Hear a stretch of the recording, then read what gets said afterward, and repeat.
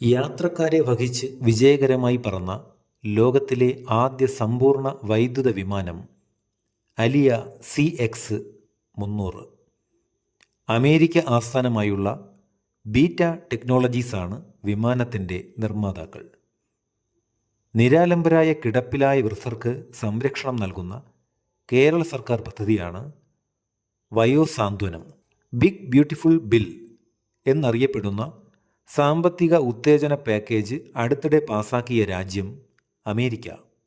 Business, നികുതി പരിഷ്കാരങ്ങൾ, തൊഴിലാളികൾക്കുള്ള ആനുകൂല്യങ്ങൾ, അന്താരാഷ്ട്ര നികുതി നിയമങ്ങളിലെ മാറ്റങ്ങൾ എന്നിവയിലൂടെ സമ്പദ് വ്യവസ്ഥയെ ഉത്തേജിപ്പിക്കുകയാണ് ഈ നിയമത്തിൻ്റെ പ്രധാന ലക്ഷ്യം. ഔദ്യോഗിക ആശയവിനിമയങ്ങളിൽ ലിംഗസമത്വം ഉറപ്പാക്കുന്നതിൻ്റെ ഭാഗമായി ചെയർമാൻ എന്ന പദത്തിന് പകരം ഏത് പദം ഉപയോഗിക്കാനാണ് ഉദ്യോഗസ്ഥ ഭരണ പരിഷ്കാര വകുപ്പ് നിർദ്ദേശിച്ചത്? ചെയർപേഴ്സൺ. 2025 ഫോബ്സ് റിപ്പോർട്ട് പ്രകാരം ലോകത്ത് ഏറ്റവും കൂടുതൽ കോടീശ്വരന്മാർ വസിക്കുന്ന നഗരം ന്യൂയോർക്ക്.